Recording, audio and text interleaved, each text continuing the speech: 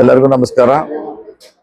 ಪ್ರತಿ ವರ್ಷದಂತೆ ಈ ಸಾರಿ ಕೂಡ ಹಿಡಕಲ್ ಡ್ಯಾಮ್ ಇಂದ ಕುಡಿಯಲಿಕ್ಕೆ ನೀರು ಬಿಡುವಂತ ಒಂದು ನಿರ್ಧಾರವನ್ನು ಮಾಡಿದ್ದೇವೆ.